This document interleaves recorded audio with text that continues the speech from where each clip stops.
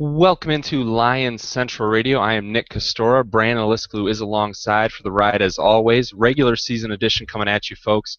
Quick note to start the podcast. Detroit did beat Buffalo to wrap up the preseason, so that is in the books. The Lions finished the preseason 3-1. For anyone who cares about those kind of records and whatnot, it doesn't matter too much to us. Our biggest takeaway from the preseason is going to be the roster moves and shakeups that we'll get to here in a few moments with some guests that we have for you guys. Well, I've got a full video breakdown of that wonderfully entertaining game for you, Nick. I know do you have the highlights from Detroit Buffalo? You want to whip them out for us, Brandon? That seemed highly inappropriate. Well, it may have, actually. We'll get to the Kellen Moore stuff in a couple minutes. I've got plenty on that for you. Let's start with some news from around the league, which comes via J.J. Watt, the former Central Michigan Chip, got a 6-year, $96 million deal from the Houston Texans. And the question as it pertains to the Lions and how we can spin it towards us is, would you take that kind of number for one Ndamukong Suh? No, he's a defensive tackle, and I can't fathom a defensive tackle bringing in that kind of money right now. Now, granted, with the escalating cap, and I mean it's going up quite a bit over the next 5 to 10 years here, but at this point, absolutely not. Good. I had it on my on my notes for the podcast that if you said yes, I'd riot. I heard a couple of local radio stations discussing the same thing today, and the consensus seems to be that that's just an outrageous number for Ndamukong Suh and a defensive tackle in general. It's just not a position where you can give top-end defensive money. Suh's going to get paid. We'll see how that goes. I would assume the Lions aren't going to approach a 6-year, $96 million deal with it. We'll talk more in depth about something like that in the offseason. It's just not where we're at with this football team right now. Where we are is another defensive tackle. Nick Fairley seems to be back atop the starting positions on the depth chart. Brandon, we've kind of gone back and forth on Fairley throughout the preseason. He's been up, he's been down, his weight's fluctuated quite a bit. Are you surprised to see him back as a starter heading into week one? A little bit, just because of the whole accountability thing, but it turns out that he's back down to his fighting weight at 305. We'll see what he actually looks like. Guess he hired a personal chef or something along those lines. So he did what was needed. And welcome back. I guess he got that personal chef. He has done all he needs to do. Hey, well, he lost the 10 pounds that they were upset about, and let's see what he does on the field. I mean, it's not like they can't pull him quickly for Mosley if needed. Yeah, it's a heavy rotation anyway. Mosley's still going to get plenty of minutes. Don't worry about that, folks. Hopefully Fairley can maintain, if this is his playing weight, if it's 305, hopefully he can maintain where he's at right now, and the personal chef can do his or her job. Also, Kyle Van Noy has been sent to the IR with a designation return. It means he's out for 8 weeks. Tahir Whitehead obviously is the starter now. Surprising news to you, Brandon? Is this the best move for him at this point? Well, the things I had seen, that was that it was a hernia, so we were looking at least 6 weeks anyways. Right. So he probably wanted the roster spot. He hasn't looked that great in the preseason, to be quite honest. I think he's trying to learn a lot. And Tahir Whitehead might have been the best option right now as it stands anyways. So in a way, maybe it's somewhat of a blessing in disguise. Now, granted, Detroit needs him out there making plays by the end of the season, but for now, it's not the worst thing in the world. I'm not panicking. No, and we can only hope that Tahir Whitehead continues to play at the level that we've seen in the preseason. He's looked good. I didn't expect to see much out of him heading into this preseason, but I think he's exceeded what, would you say minimal expectations that both of us had going into the preseason? Well, we weren't even talking about him, and now it's kind exactly. of he's definitely has a roster spot, and I'm excited to see what he'll do against ones. Granted, his big game was against ones for a while, but let's see him in live regular season action. And you mentioned the roster. We have a lot of roster cuts and moves and takeaways as the Lions got down to the final 53 for the regular season. And for that, Brandon, I believe we have a couple of guests that we're going to bring in. Yes, sir. We're happy to bring back on Jeff Riss, and we're bringing his buddy from DetroitLionsDraft.com, Kent Lee Platt. How you guys doing today? We are very fantastic. Gentlemen, let me try and steer the conversation to start here, which is a point that I've made on this podcast many a time, is that I thought there was going to be a roster spot for one Kellen Moore. I thought Detroit might have to go with 3 quarterbacks just because I thought that if they've gone with 2 traditionally, but Dan Orlovsky's just not an option where he can be your number 2 and no one behind him. They did keep Kellen Moore. So are you surprised by this move? I'll start with you, Jeff. Are you surprised by this move? Do you think it was the right move? I am a little surprised by it because it's not something that Jim Caldwell has done in the past. When he was with the Colts, he always kept 2. They had 2 in Baltimore when he was the offensive coordinator there, so it was a bit of a surprise. But at the same time, I think Kellen Moore earned that spot. He played great in the preseason, and if you've never followed anything I've written, I'm a huge skeptic and critic of Kellen Moore. I have the hate mail from the state of Idaho to prove it. He has really improved, and the thing is, he works so hard, and the teammates they really do like him. You can see it in practice. He's not an outgoing guy, but he's a guy that's very well liked, very well respected for his mind, and you know what? He's shown he's very, very accurate. His arm strength has gone from laughable to maybe.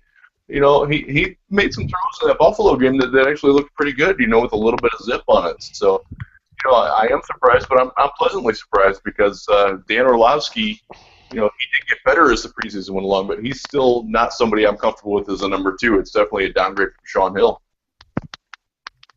Yeah, I'd have to agree. From now on, I'm definitely referring to him as Spud Gun. I can't believe nobody's come up with this one yet, so allow me to be the first.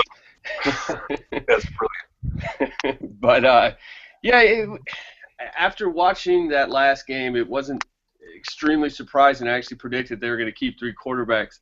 I do wonder, once they pick up another corner, as I think most of us think they will, I don't know if his spot's going to be the one that's cut, but it's a decent possibility, although I was pretty surprised they kept Travis Lewis. Is there anybody else, Ken, is there anybody that surprised you that stuck on the roster or didn't stick on the roster? Yeah, Moore surprised me quite a bit. I expected him to get cut and them to try to bring him through in the practice squad. But Travis Lewis, like you said, was probably the biggest surprise for me. I don't think he did enough on defense to really warrant his spot. Yeah, he's a good special teamer, but he's not so special on special teams that he's somebody that really stands out to me. I was a little surprised that they kept Montel Owens. He was probably the biggest surprise to me. He didn't look very good at fullback or running back in camp. I don't even know if he played either of those positions in the preseason. If he did it didn't make any plays. And keeping somebody as a backup fullback just for a special team spot on a roster that was this deep, that had this many players that could have stuck, was a surprise to me. Yeah, I agree. I didn't think Owens was going to make the team because I thought that they could get his special teams contribution elsewhere. The other one that was, I don't know if it's surprising, but at least something that people are talking about, is that Durham got cut, Ogletree and Fuller were kept. How'd you feel about that one, Nick? Did you see that one coming? At least with Fuller, especially over Durham, no. I thought Durham, he had the 1 touchdown catch, I think it was in week 2 of the preseason. I thought that at least solidified his spot over Fuller. And then Ogletree in the same game, he had a couple of drops in the preseason. I just didn't see anything that elevated his play.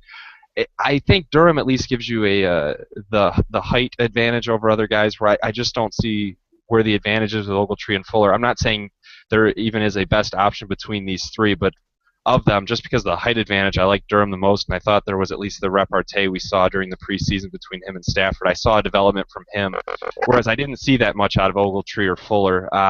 Jeff, did you see anything else out of Ogletree or Fuller that you see this move as the right way to go? I think that it's as much symbolic as anything, to be honest with you. I think they wanted to show that they were willing to reward young talent. That's what Corey Fuller is. I don't think Ogletree's spot was all that much in danger. I think it was a choice of, are we going to keep Corey Fuller or are we going to keep Chris Durham? And the fact that they chose the young guy, that's a promising sign. It's a break from what hasn't worked in the past. And for a lot of people, Chris Durham was he was the embodiment of what was wrong with the Lions last year. He was in way over his head. To his credit, he did play better this preseason, but at the same time, he's not a guy that you want really on the field because there are other better options out there. And I'm happy that they did it. I'm happy also that he wound up in Tennessee because I think he does deserve another shot. He's not terrible. He finished the year terrible last year, and that really hurt the Lions. But at the same time, he could have been a fine number 5 receiver. I'm actually with Ken. I was very surprised that Montel Owens made this team. Like he said, I just don't see the value in keeping a backup fullback. There isn't a lot of value there. They have other good special teams players that they certainly didn't need to keep him as a fifth running back, second fullback. That's just not a role that's going to be used in the offense, and he's not that good at it anyways. So I was a little more surprised that they kept him than they were cutting Durham. Well, one of those guys that can contribute on special teams, my boy Copeland. I love doing it, or at least love the fact that he hits hard. He's somebody maybe I thought that could make the practice squad. I didn't really think he'd make the roster, even though I think I said something along those lines. So, little celebratory dance over here. As far as another reserve that didn't make the team that, really didn't need to be on the field, Rodney Austin. I was a little surprised about it feels like a very thin interior of that offensive line. Did either Ken or Jeff, you guys, how do you feel about the offensive line behind the top five? I can jump in on that one. Yeah, Austin, I've been a big supporter of Rodney Austin since they picked him up out of Elon. He surprised when he came in as a rookie. He improved when they came in his second year. But beyond that improvement, I saw nothing from him in training camp or the preseason that made me think he was worthy of a roster spot. I was actually really surprised with Garrett Reynolds when he came in. I had very low, as in no, expectations for Garrett Reynolds coming in. But he played 4 spots on the offensive line. He could play both tackle spots in a pinch and both guard spots in a pinch. And, yeah, Austin can play both guards and center, but they already have Travis Swanson to do that. So it was surprising that they went that way, keeping Austin. It might just be that they're going all in with his development and saying, even though he looked a little rough, we're going to go forward with it and we're going to push forward with it. I think that was a Washburn call at the very end. So one more touch before we're going to move on to a season preview here in a second. Overall, looking at the Lions slate of games and what's coming up. Just one more thing I wanted to note, and Jeff, I'll swing this to you. The Lions are only carrying 5 cornerbacks on the depth chart. No Chris Greenwood. What do you think about the depth in the defensive backfield as a whole? It's probably been the Lions' biggest question mark heading into the preseason. What do you think of it now? It scares the hell out of me, to be honest with you. And it should scare the fans as well. If Rasheem Mathis or Darius Slay go down, this team's in a world of hurt. For one reason, the veteran. Oh, it appears we might have lost Jeff there.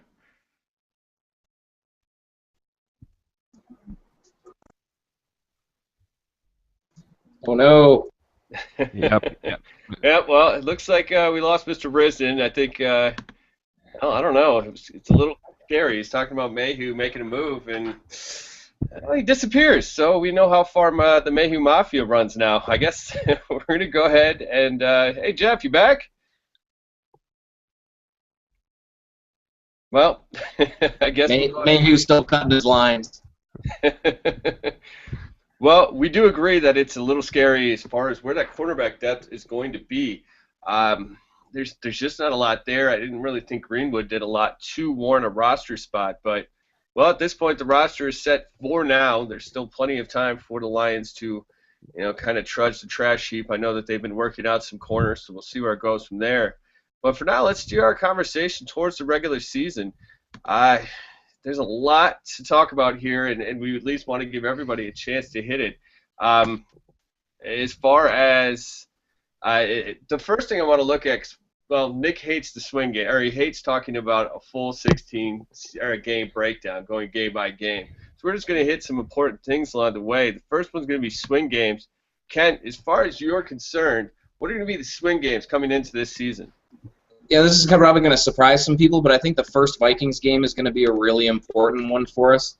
The Lions should be coming into that game with at least 3 wins. I don't see very many losses in there. There's 2 that could be a little tough, but if they're coming in there 3-2, which to me is a worst-case scenario for that game, and we lose that game, we're going into the second part of the season as a 500 club, going into the much harder second half that we have. And that, to me, is probably going to be one of the biggest early games that they're going to face. In the second half of the season, we have the Cardinals game. I don't know why it is, but the Lions just can't seem to win in Arizona, and it's become a problem. On paper, the Lions have had the Cardinals at almost every position. Obviously not cornerback, but almost every position. They've had the Cardinals roster beat, and they've still managed to lose each time. And it's surprising to me that they've had that happen. It's coming at a real pivotal point in the season, too. It's another time where we can't be going into that as a 500 team. They have to have a winning record when they get to that Cardinals game. And being a conference game, it's just as important going after it. And then, again, I know a lot of people are going to be looking at those last 2 games of the season, but for me, that last Vikings game that we play is also going to be important, because that game is going to be, if we're sitting at 3 games in, that could push us to a winning game in the division, or if we're sitting below that, it can help push us up. And if it's close between the Bears and the Packers, it can help take a little pressure off those final 2 games. Absolutely, and I don't know if that kind of segues into a stretch that I'm looking at. It's right before those final 2 games. After the Lions bye week, they've got 6 games. They've got Miami, Arizona, New England, Chicago, Tampa, and Minnesota. And I know that's a mouthful, but between week 9, they've got those 6, and then they close the regular season, week 16 and 17, on the road at Chicago and Green Bay.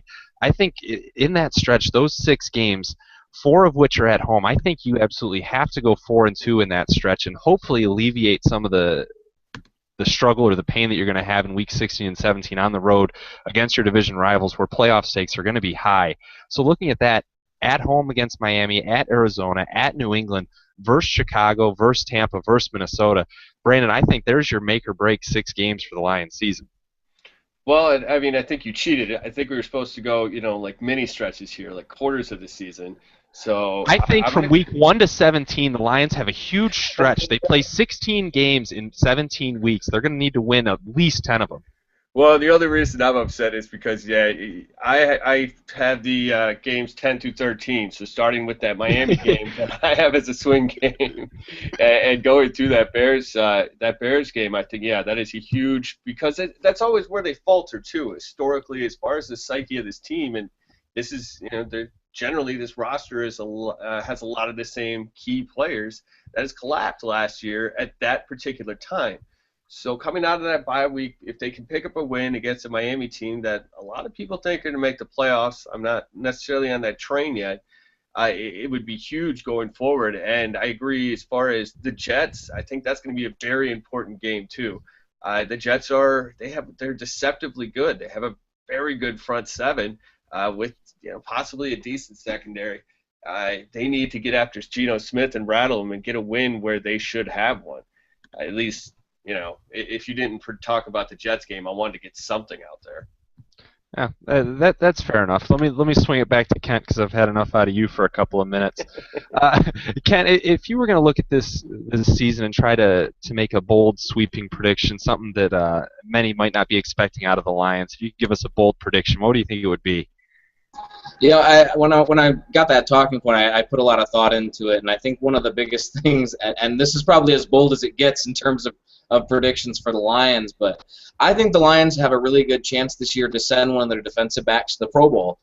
And, it isn't that their defense is going to be that much better. It isn't that their secondary is going to be so vastly improved that they're going to have this great secondary all of a sudden, and we're going to have all these standout players. But I watched a lot of Terrell Austin's tape when he was at Florida. I actually did a study on his play calling tendencies when he was coaching the defense at Florida, and it was surprising to me how he used his personnel. And one of the things that Terrell Austin did really well was limiting the weaknesses that his secondary players had and playing to their strengths. I mean, he made Ahmad Black look like a superstar for quite a while in there, and I think that he's going to be able to exploit at least one of those players. And I don't even know which one it could be. My bet would be on Glover Quinn if I had to put it on any one of the players. I don't think that Rashean Mathis is going to have some kind of a career renaissance, and I'm not really as sold on Slay as a breakout player. But I think that at least statistically, one of the Lions' secondary players is going to have a breakout season, at least on paper, and it's going to be enough to push for it. That's really interesting that you say that. Obviously, it's a bold prediction, so it's got to be somewhat out there. You can't just say, well, I think Stafford's going to throw for 4,500 yards or even 5,000, because, well, who doesn't kind of predict that to happen? And you actually hit on one of the concerns that people have with this team. Of course, Nick, being the type of co-host that he is, just completely blew by the biggest concern bullet point that we had put on the rundown. So allow me to correct it as usual and go back there.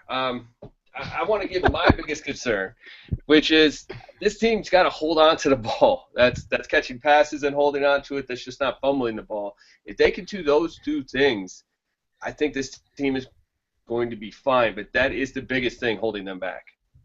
I think that's obviously a huge concern. It's something that's been a concern for years with this football. Skipping over points. Okay, well, jumping back to your biggest concern, I'll dive right in on it. That's been a concern with this football team, and the preseason didn't alleviate any of the worry that we have with it. I think it's going to be an ongoing issue all season that they're going to have to battle, and it is a huge concern. Just for the sake of difference here, my biggest concern lies in those corners that Jeff hit on before he unceremoniously left the chat here. There's a serious lack of depth behind Mathis and Slay at the cornerback position, and I'm just not all that confident in them as starters either. I feel like there's going to be mismatches galore for us when we line up against teams with quality wide receivers, especially just looking at our own division. When you look at Green Bay and Chicago, I'm not confident in what Mathis and Slay bring to the table, and I think every week it's going to be a real issue watching our corners and hoping that safeties can bail them out over the top. I like what we have at the back of the defensive backfield, but those starting cornerbacks aren't putting the fear into anybody. No, I agree. I do have to say I'm glad we had some depth behind Jeff when he fell off there. It's a good thing we brought Ken on with us. But Jeff is back, so we're happy to welcome him back to the show. We missed a couple key points there, so we'd like to get maybe some of your opinion on as far as swing games are an important stretch for this Lions team this year, Jeff. Oh, no. Well, this isn't exactly going our way. We had him back, I thought. Yeah, we totally did, but, well, that's why we have you on, Kent. We needed somebody to come off the bench. We're going to go ahead and ask, what's your biggest concern going forward this season? You know, it is secondary depth, and I'm less concerned with the cornerback depth as I am the safety depth, and it isn't so much that we have no talent back there. It's just that it's very specific talent. I think if we have Ehedebo go down for an extended period of time, we're looking at Jerome Copeland, who, although impressive as an undrafted free agent, is still an undrafted free agent, and we still saw some of those problems during camp in the preseason that makes it kind of iffy as to whether you'd want him playing in games full time or even part time. And we could be relying on him to come in and fill that strong safety spot on a lot of different plays. It goes back to Terrell Austin. He uses his safeties and his cornerbacks in very specific ways. He's not like we had with Gunther Cunningham and Jim Schwartz's scheme where the safeties were kind of interchangeable and he liked to move them around in different positions. The safeties in Terrell Austin's scheme, at least at Florida and even going to the other teams that he's played with in Seattle and in Baltimore, you know, the safeties have very specific roles. And if one of those starters goes down, we might lose that role, at least for certain plays. And it's going to make our defense slightly more predictable. And I've seen Terrell Austin's defense when it gets predictable, and that's when it gets not so pretty. One thing I'm hoping will be pretty comes in my bold prediction for the season as a whole. Me and Brandon each week will be running down bold predictions for game in and game out, but we heard Kent's bold prediction for the entire season. Brandon and I are going to give one as well, and I'll lead it off here, Mr. Alisaglu. My bold prediction for our Lions is that we have two receivers with at least 1,300 receiving yards in the form of Calvin Johnson and Golden Tate. I debated between 1,200 and 13, but I'll take the bolder route with it. I think 1,300 is attainable for both. I really think that Golden Tate can be that cog that pushes us to two great receivers, and I think 1,300 yards, especially with Stafford pushing 4,800. I think we're both, and most pundits are thinking 4,700 to 5,000 for Stafford. Those have to go somewhere, and between the top two receivers to get around half of that, I think makes a lot of sense. Well, I normally like to take this moment to tell you how wrong you are, but that's a nice prediction. It's not too bad. I think Stafford definitely tops 5,000 based on the type of offense they're going to be running and the guys that can just make plays after they had the ball in their hand. Calvin's always hard to tackle, and Golden Tate's look great. Well, if your boy Reggie Hands can hold on to it, you can usually make some people miss. The kind of analysis you only get on Lions Central Radio, Calvin Johnson is hard to tackle. Yeah. Well, this is what I'm going to give you for my bold prediction, which I think is slightly bolder. The Lions were third worst team, I believe, sack-wise, maybe second last year. I think they're going to be in the top 3 this year in terms of sacks. Terrell Austin's our defense, as Kent was kind of alluding to, when it's not vanilla, it's scary. And that's why one of those D-backs is probably going to go to the Pro Bowl, or at least he's hoping so, as far as so we don't have to make fun of him later towards the end of the year. But if one of those guys is going to make the Pro Bowl, that means the guys up front are doing their job. And with all the talent they have in that front 7, you get them moving around and you get those offensive linemen trying to figure out where people are coming from. They're going to be almost impossible to stop. Well, for them to be impossible to stop, it starts in Week 1 as the Lions square off the New York Football Giants on Monday Night Football. Brandon and I are going to give a full preview later in the show, but we've got Ken on now. And Ken, let's start with your prediction for the game, sure. But what are you looking for out of the Lions in Week 1 as well? This is where I'm gonna start looking more at the coaching. We kind of know what we have from our players, with the exception of the rookies, obviously. But we're going to be looking at a brand new offensive scheme and a brand new defensive scheme for the first time in 5 years. Mm-hmm. Both of them are fairly different. I think it's going to be a little bit more similar offensively in the terms of the run-pass ratio. We're going to see a lot of passing. It's a New Orleans Saints offense to begin with, so there's going to be lots of passing. But it's going to be a lot different in the types of passes that they're making and the types of throws that Stafford's being asked to do. The defensively is going to be my biggest takeaway from the game. It's going to be the first thing I'm watching. I've been a huge fan of Terrell Austin since before they picked him up, and that's the amount of study that I put in for it. I got to pay attention to him. But the kind of scheme that he's going to be running is so different from the scheme that we've been used to seeing in Detroit for the past few years. I mean, the percentage of blitzing plays in Detroit has been the lowest in the NFL for several years now, and we're getting a guy who blitzed more than half the time when he was a college defensive coordinator and comes from a defense that also blitzed a lot when he was playing as a pro positional coordinator. So we're going to see a lot different defense, and there's going to be some growing pains. And that's one of the problems that I had with Terrell Austin. Brandon mentioned it earlier. If he has to go vanilla, that's where Terrell Austin's defense is going to be a problem. And if we don't get to see that, if we get to see him attacking all the time and going after people, this defense is going to be something amazing to watch, I feel. And as much as people want to harp on the defense being a problem the past few years, we have the personnel to make this work. And it's something that I'm very, very excited to watch, and that's going to be the first thing and the main thing that I'm watching in that game. See, Nick, that's why I brought Ken on the show. He takes a good point, like the one I put out there a few minutes ago, and he builds on it. And, more importantly, he coddles my ego and tells me how right I was. It was a beautiful thing to hear. But it helps that you were right. It's rare, Ken. It's rare.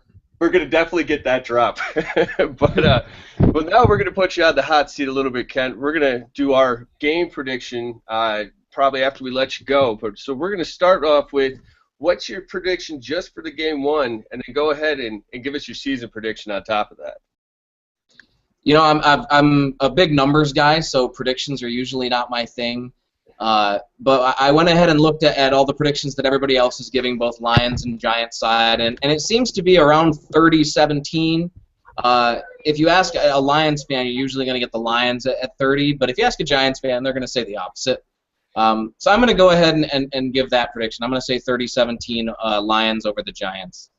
As far as the season, it was really tough for me to try to come up with a good number for that one. I don't see 10 losses on this team. I don't see 10 losses, 10 games that we're going to lose for sure. So this is definitely not a 6-10 team. I don't see a step back.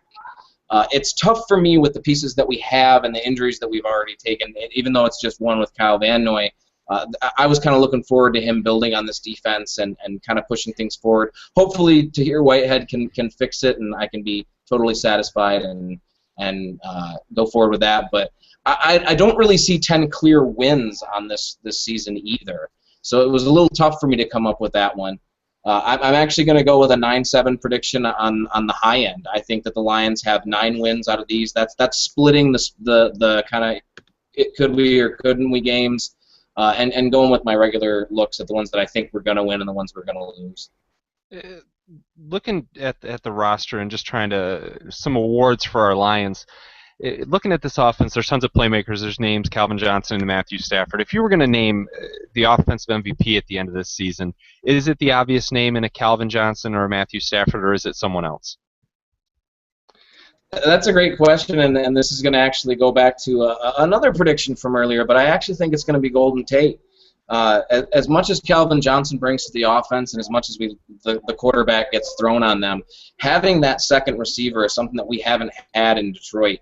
And it was actually a pretty depressing study to go back and look at how poor the Lions' second receivers have been in the past several years. But having that player that can take that pressure away, that can get yards after the catch, that's something that we haven't seen in Detroit in a while, and you've seen that value on other teams.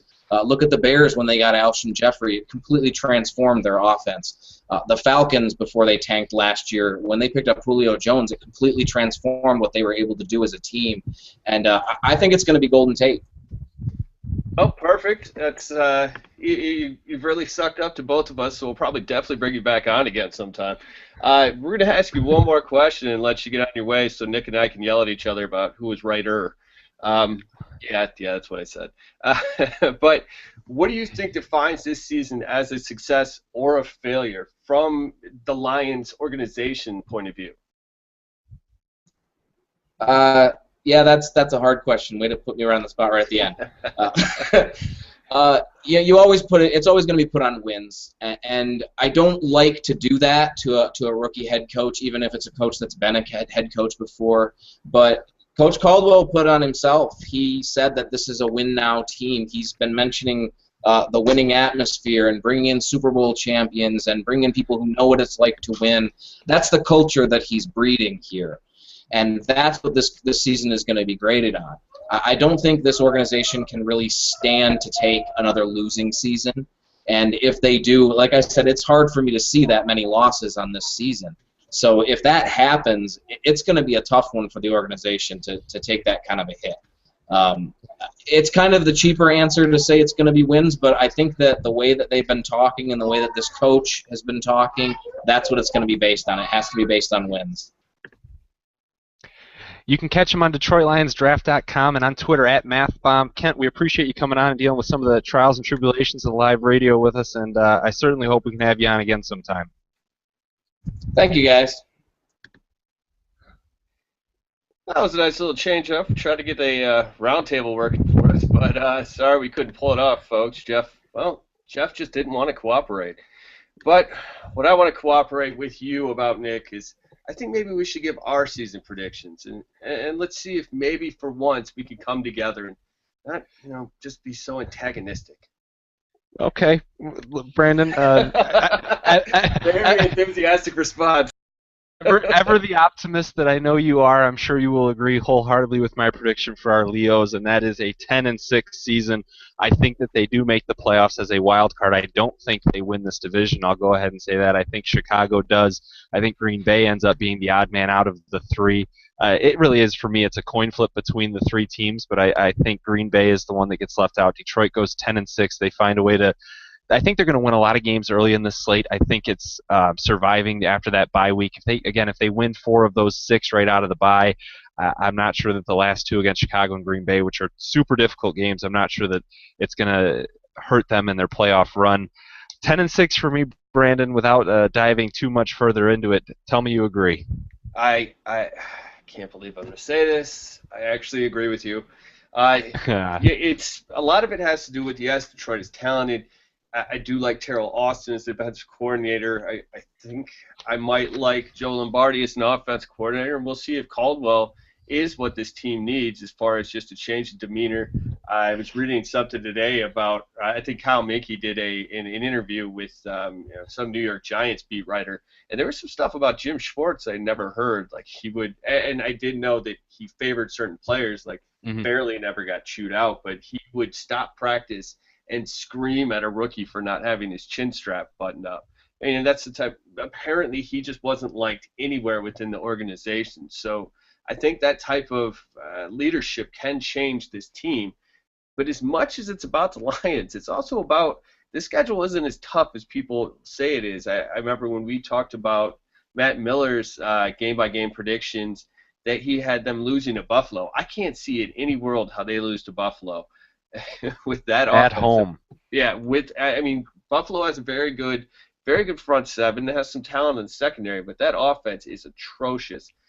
Green Bay is going to be hurting as far as, I mean, their offense will be phenomenal, top notch, but they do have a rookie center, and I don't know if you saw yet, but B.J. Raji, he's out for the year. That's Yeah. a huge knock on the defense. Let me hit you with one on the fly, not on our rundown or whatever. Do you think at Week 17, is this the year Detroit finally gets over the hump and wins one in Green Bay? I don't know if you saw that I did your favorite exercise, and I did for Bleacher Report. I wrote an entire. Brandon, that would require me reading your work. Yeah, as opposed to waiting for me to drop gems on you in person. And I understand why you'd wait. It makes it better. But I actually do have them winning then. And the biggest reason is because that pass rush could be very thinned out by then. I mean, you're counting on a Julius Peppers who's 34. Clay Matthews, he always gets a little banged up. I think they can actually hold on at Green Bay this year. So you were with me on 10-6. Is that division winning the division, or is that a wild card spot? I think that it could be very wonky as far as there might be 1 to 2 other teams at 10-6. Mm-hmm. Obviously, like I've said, I don't totally trust Green Bay, and I think they're going to lose tomorrow, in a couple days as of this recording, against Seattle, because it's in Seattle. It's just those games are always set up for that home team to take care of business. But as far as the division title, I'm going to go ahead and give it to Chicago, even though it really hurts me to do so. All right, so there's our season predictions for you folks. Tell us how right, wrong, or indifferent you are to what we said on social media, Facebook, and Twitter. We're always welcome to it.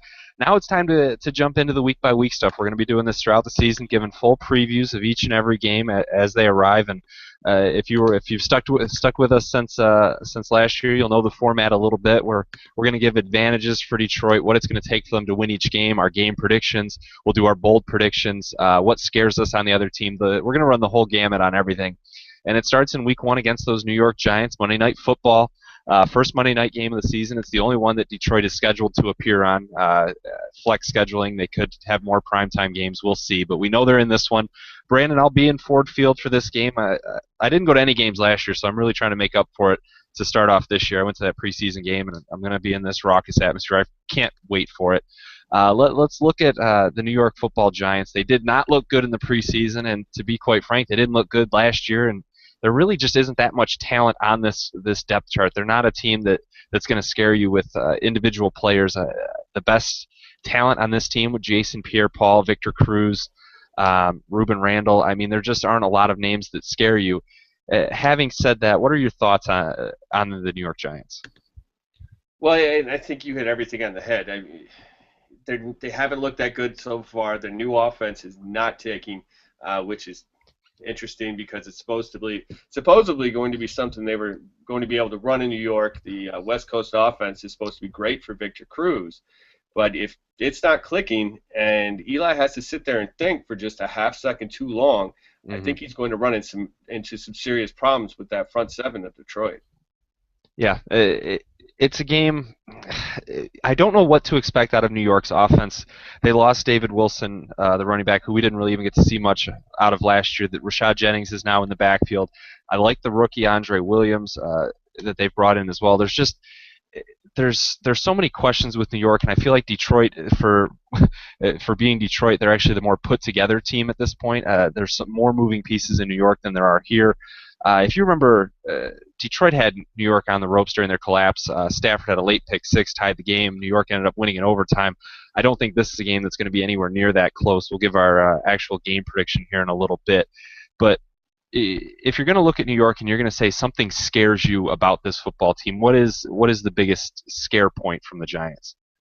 Well, it's their pass rush. Even though it's been remodeled a bit, if Jason Pierre-Paul can come back and be the guy he was a couple years ago before he got banged up, he singularly scares me. He is a pass rush on his own. He was a freak, if you'll remember him back then.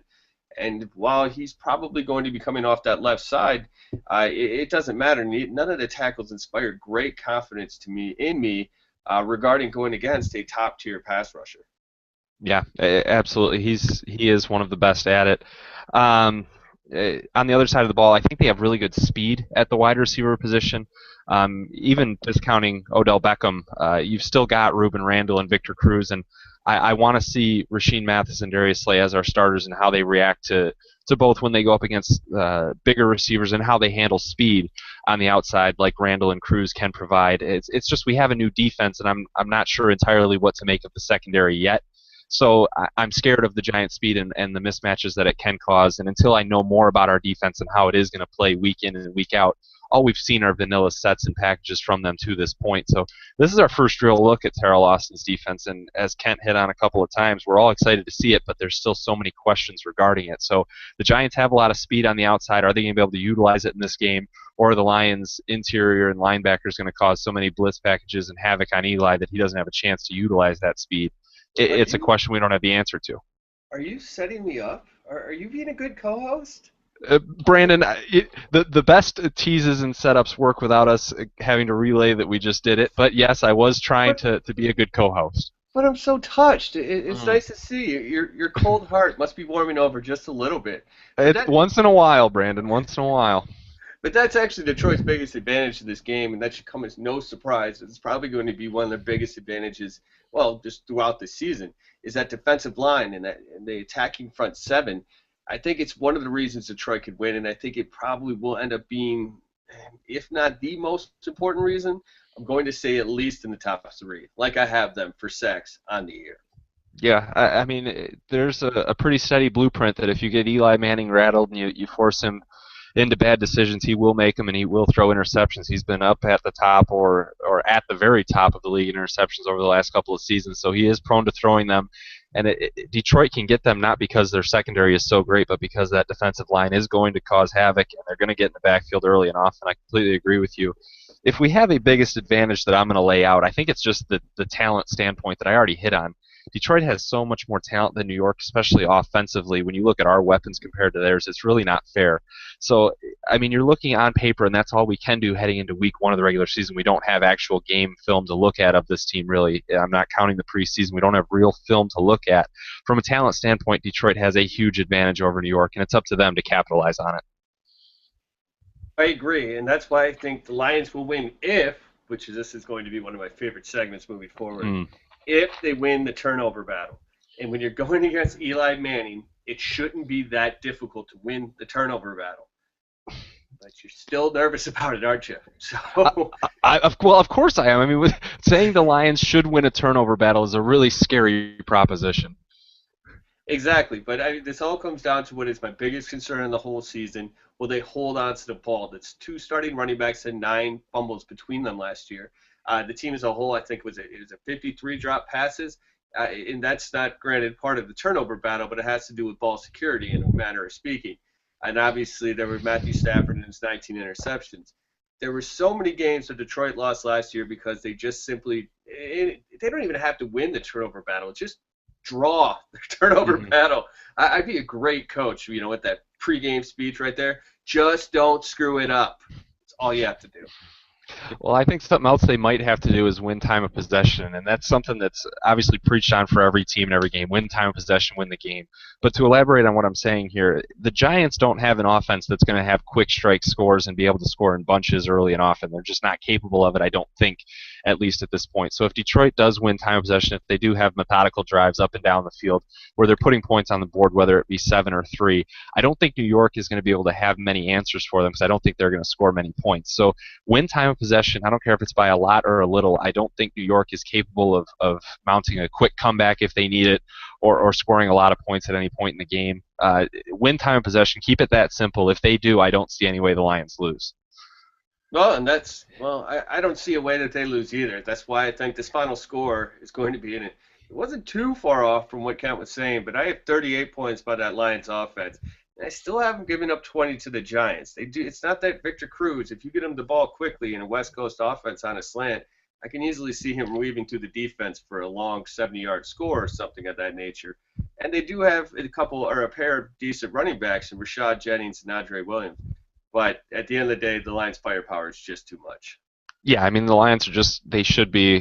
I'm expecting them to be a much better football team than the Giants, especially in Week 1. They're more put together. There's going to be mistakes. That's why I have the Giants with 17 points, the Lions with 34. I don't see us earning a shutout or anything like that. The defense just isn't at that point. There's going to be mistakes, and I think a couple big plays could happen. So I'll give the Giants 17, Detroit 34.